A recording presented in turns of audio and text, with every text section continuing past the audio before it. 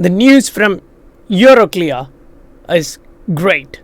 It looks like governments are entering into tokenized era where they are looking to settle government bonds, right? So here they highlights leading financial institution published detailed report on first central bank digital currency experiment. Now, what is really important here when people read all these and highlight, like, okay, it was a project with IBM, they provided them with all the required stuff and their cloud computing efficiency. Now, it doesn't have anything to do with XRP or not. That's the question. Now, if you look back to understand each and every item highlighted here, now you go through one by one. You can go like, say, Society General, HSBC, Credit Agricole, BNB, IBM, including IBM. You go through and you understand, okay, there is something happening behind this. I personally don't think this is Stellar or this is XLM. Now, I'll give you my thought process why I think so with all of these documents I'm going to share with you. Now, don't worry, I'm going to give you guys the link towards all of this so you can make your own opinion once you read through the stuff and get to a conclusion, because I don't think this has anything directly to do with Stellar. Rather, I personally think it's going to have a lot to do with RippleNet and XRP, the digital asset. Why? Because when you go through these and you see the name XRP, now whether it's XRP, the real asset, or something else, it's really hard to understand. But when you look at this, it's credit and counterparty risk, and that's highlighted by Society General, which comes directly into the finance sector, where we are looking for all the credit limits. Right now, we have a lot to cover today, which directly comes in from this report. If you have read the actual report here, which highlights a lot of different government projects, their previous tests, like Project Jura, for example, and then Project Helvetica. So I'm going to take you guys through this and what's in common in all of these experiments. There are something really important which you need to understand, which is happening in the background. Why?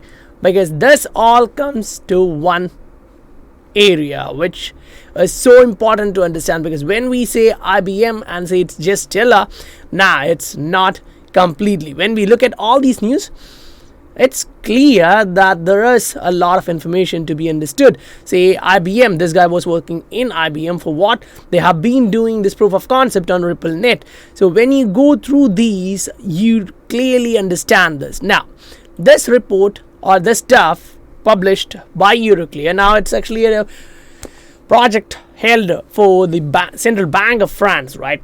Now, if you look at this, Euroclear, you don't need a blockchain to fix securities settlement. Now, that's back in 2016, and this is in Ripple Insights. So when you go through the bottom and you understand, okay, that's not how it really should be, because it clearly highlights adoption of blockchain technology will be reliant upon aligning industry standards for the process.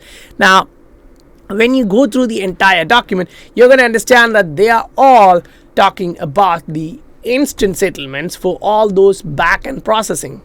Now, you come here, which is a little bit new, 2021 July, evolving RippleNet for a tokenized future. So what are they really doing here? They are going in to actually tokenize the government bonds. That's really happening in the background. So now another one from 2021 in Ripple Insights is building a more sustainable, scalable, accessible future NFTs with XRP Ledger. Now, what does this have to do with tokenization and other stuff? You read through this and you really understand why XRP Ledger is the best for green government bonds, because we are not just talking about small stuff, we are talking about a big area. Now, this is again the same, the report from Euroclear, and when you go through this, say you reach page number 11 and you see this. Okay, so now you have an asset ledger where you have another fund ledger which is directly connected to this, and if you look at this network, interoperable network, which is highlighted here, I don't know why, but I personally, when I saw that, I directly went towards the ILP, Interledger Protocol, from, which is connected to XRP Ledger for its settlement. Then you come to Cash Ledger, where you have, all sorts of different currencies And with central bank digital currencies, it's not just the ordinary fiat you have, it's the digital fiat, which needs interoperable stuff. Now, it's not me saying that, I'm directly taking you in the same website. Say their own Euroclear's report. When you are going through this, that's now experimenting settlement of French government bonds in central bank digital currency. So this is the stuff we are reading right now. So again, experimenting settlement of French government bonds in central bank digital currency with blockchain technology. So this is the actual report, which shows a lot. Now, the key point which I'm connecting here with the other one is this area. The experiment also included an interoperability analysis with T2 and T2S platforms. Now, once you go through the conclusions, and you'll understand what they are talking about is post-trade market operations in central bank digital currency. Now, you come back, you're going to get a lot more clarity. Now, how does this all get connected, right? Now, we saw a lot of things, but how does it actually connect with each other? We are going to detail through that and then jump on to the TA. So stick till the end, guys. Welcome to the Scientific Investor family, where we discuss crypto and science behind investing regularly. Now, we do have to look at TA. We understand that we are consolidating. We went above this. We are above the support. We are above the moving average. We need to bounce, right? Now, we need to actually come back here, which is important. Now, so you look at this and ask, okay, what it has to do with all the documents which we just highlighted here. This experiment was actually done by a group of institutions where you get Agency France Trésor, BNP Paribas, Credit Agricole, HSBC, Societe Generale, and says like IBM provided them with the expertise and the platform for what? Privacy preserving tokens and hybrid cloud capabilities. Now, if you actually go in to understand, you will also see that, the cloud stuff IBM has is like this. IBM acquires Ripple-friendly expertise to improve payment solutions for bank.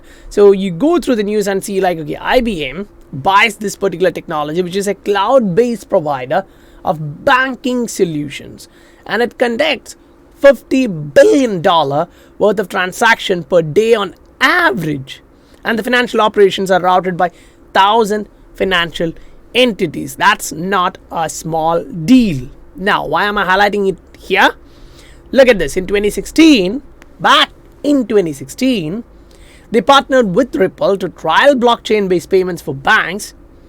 As a part of the trials, the new solution was integrated into the existing payment infrastructure used by the financial institutions back then. So it was integrated into that, right? So they did that to boost liquidity management for financial institutions. So when they were purchasing this, they were conducting $50 billion worth of transaction a day. So that is how they transformed using the adoption from Ripple's technology. Now, that's not just one case yet, right? So when you come back here and you understand that they were working on this pilot program and what it's really about, you go through that and you kind of get the picture where it kind of gives you, okay, fine, they are looking to leverage RippleNet for leading Indian bank in this particular concept. But if you really look at what they are trying to highlight here, now I actually saw one document where it actually highlights the mix, which is the pilot program there, and it highlights like this, say XLM for cross-border payments, whereas they are looking for XRP for IBM Payments Hub. So both are different. One is IBM Worldwide, which is for their cross-border payments, say the peer-to-peer payment type of stuff, whereas the other one is different. It's actually for Payments Hub, which kind of deals with a lot of different stuff. Now, when you come back to this document and look at this and go through their own documents from Euroclear, which is like, say, now this is their actual document, right? So now that's a big document. We won't be able to cover it entirely, but once you go through this, you're going to look at all the background, how it looks like, what it's talking about and other stuff, and then you come across them highlighting a lot of different stuff like previous projects handled in Swiss franc, right? So now we are looking like this. Okay, currently they're talking about the project Jura, which is designed how to use wholesale CBDC, not retail CBDC, because if it was retail CBDC, I would have agreed, okay, that would have been done more like in Stellar network, not in XRP ledger. But when it's a wholesale central bank digital currency, XRP has been designed for this use case. XRP ledger does this efficiently, and back 6 months or 7 months back, French central bank came out and highlighted they are going to work on towards this payments, and they are considering Ether and Ripple's platform, RippleNet and XRP ledger, and they are like, okay, now we understand that, okay, XRP ledger is far better than the other one because it's not scalable.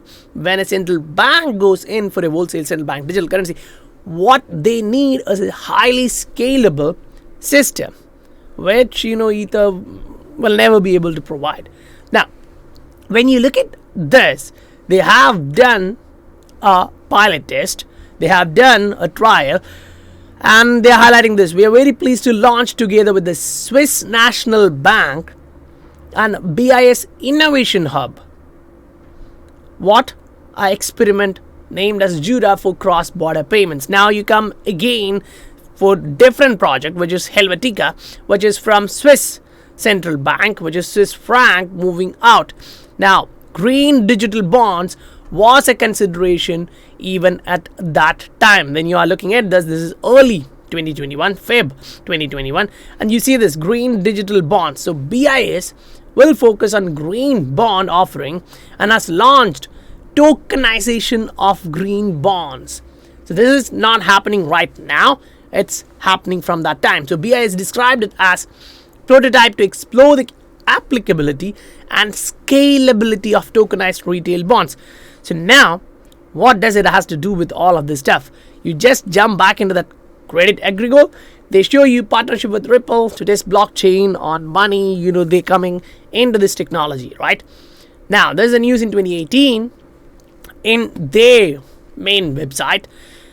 Credit aggregate test out blockchain technology for cross-border credit transfer. Now, what's so important here? You look at this, what are they using? Technology developed by Californian company, fintech company Ripple. So what are they doing? They are transferring what? Swiss francs. So you come here, it will cover salary transfers in Swiss francs for cross-border. So it's actually going into another currency. Basically, what they are saying is, we are going to do cross-border payments using Ripple's solution. So that's back then. It's 2018. You come here, you see this 2018. Then you're looking at their own job posting where you actually, now it's actually Society General, my mistake, it's not from Credit Agricole, it's from Society General. Now why am I highlighting Society General? You come here, you see this HSBC, then Society General. Now I'm going to take you to the HSBC one, don't worry. So here they highlight this, right? Credit limits, producing, commenting, management, regulatory reporting, quality project management. You look through all, and then you come here. The other one which they are highlighting with it is MMG, and you come down, they highlight MMG. Market analysts and certification community. They are looking at all different stuff in finance. Yes, when they go into something like new technology, they need to look at this. So this is a report from HSBC. I've highlighted this previously in this. So they are talking about the game changes in this one. And one of the key game changer which they highlight here is DLT, distributed ledger technology. And as you go down for payments, they highlight this. For example, Ripple's XRP ledger provides real-time cross-border settlements. We have gone through this document previously, so I'm not highlighting it more, but just would like to show you this. They are all talking about DLT for post-trade arena, for the use case of this stuff. We have listened to this previously from DTCC chief, right?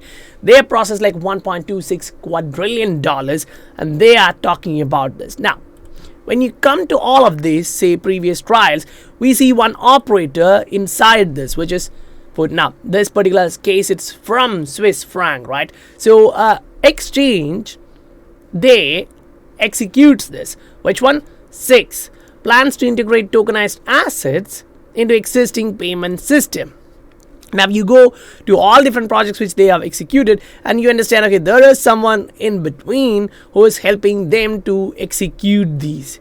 So if it was a central bank digital currency moving to another central bank digital currency without the need of a third party bridge asset, you really don't need a crypto exchange. Now this is an exchange. Now I don't know how to expand this, but this is an exchange which provided the first XRP ETP exchange traded product. So now you go through this and you understand they got the approval, they got everything. But what's really interesting for me is this is an exchange which has partnered with SBI. SBI is so high on XRP Ledger and XRP. I don't really know to put all the documents for SBI because I think this is not the right occasion for it. But majority of us actually understand Japan and SBI is super high on XRP Ledger and its use case. So when you come down, you see they are pairing up. Now, why are they pairing up? That's the important question you and me have to ask. And look at this. SIX Digital Exchange, the tokenization arm of Swiss financial service firm SIX Group, has announced a collaboration with Japan's SBI. Now they're going to open up something in Singapore, which is a big exchange. Now right now Singapore is an area where most of the crypto investors are jumping because the tax incentive there. Now when you go through this particular article and you understand that services into Asian market as well as open up the trading channel between Europe and Asia Pacific. Now this is big, guys. This is not just one document highlighting, okay, this is happening. If you look at what happened till this point and then look at this one, you're going to understand there's a lot of stuff happening in the background. Now, I'm actually really searching for one document which I think I missed when I'm opening things up. But when I was researching, I actually came across a document which was highlighting directly about a table where they were actually showing you, it's here, I didn't miss it. Okay, great. So it's on the XRP Daily.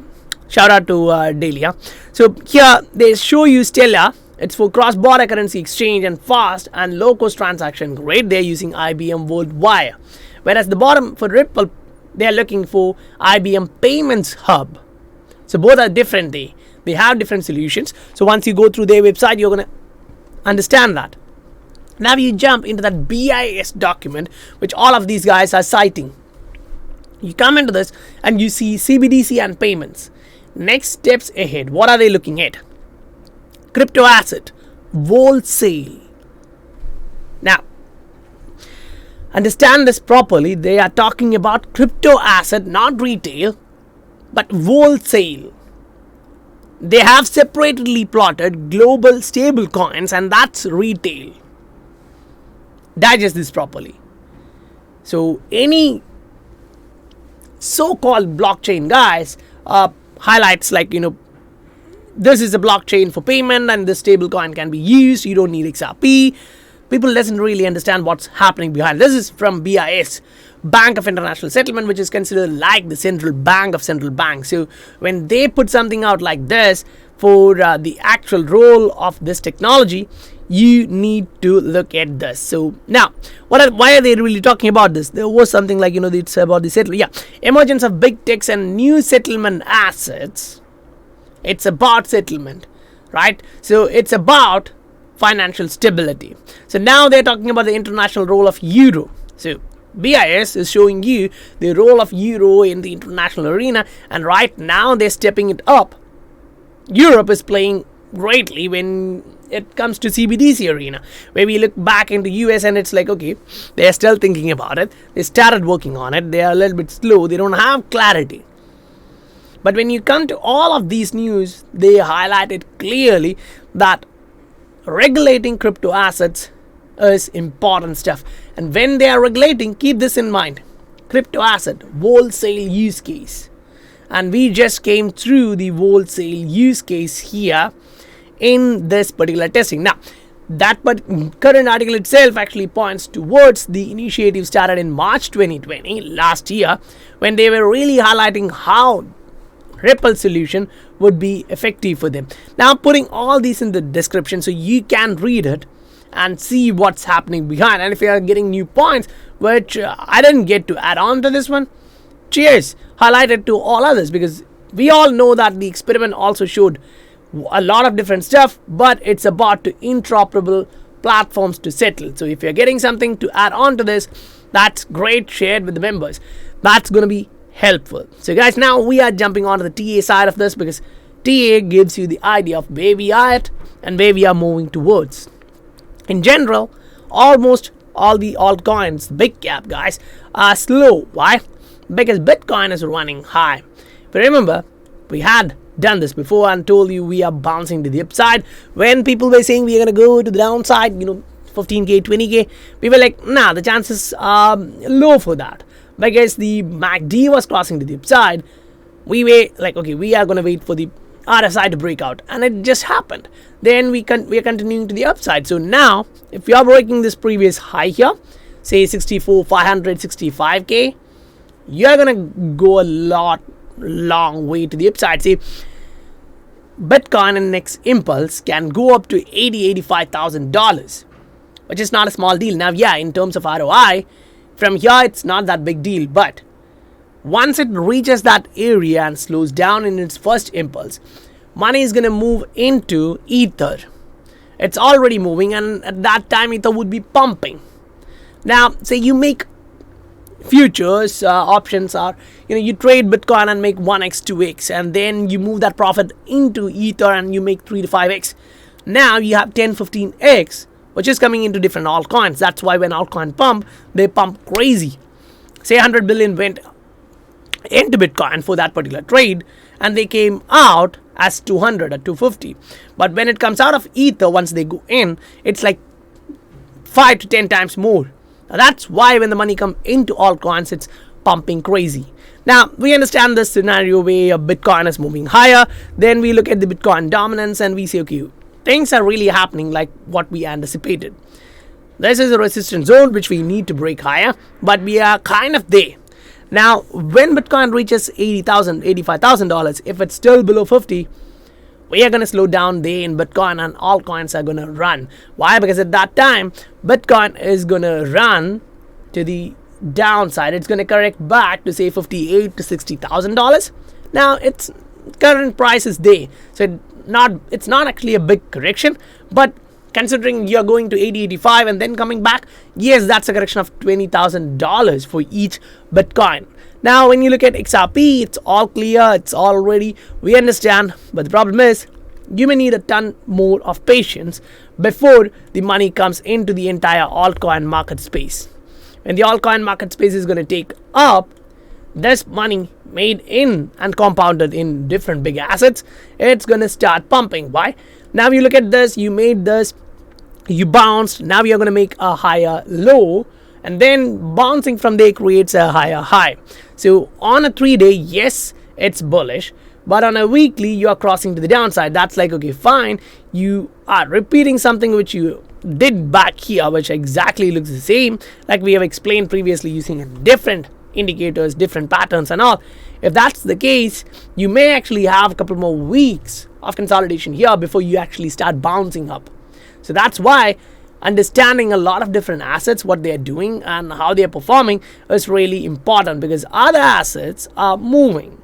That's not saying that jump out of XRP, because XRP is the fundamental asset which you can have in this asset class. So if you are only in this, now we don't know which one is going to pump first. So even 5 or 10% in a couple of other assets is going to help you to compound your capital so that you can buy more XRP. That's the way we see it. That's the way my Patreon actually works. You make profit, you buy more XRP. That's most of them, right? If you want to look at those charts, technical analysis, the link of Patreon is given in the description below, so you can check it out, and if you want, you can join. So guys, I definitely believe you received value for your time, and don't forget to read through these documents when you have time and make your own conclusions. But for me, this has a lot to do with RippleNet, XRP, XRP Ledger, Interledger Protocol, like that. So do let me know what you think in the comment section below. So guys, I'll meet you on the next video. Bye for now.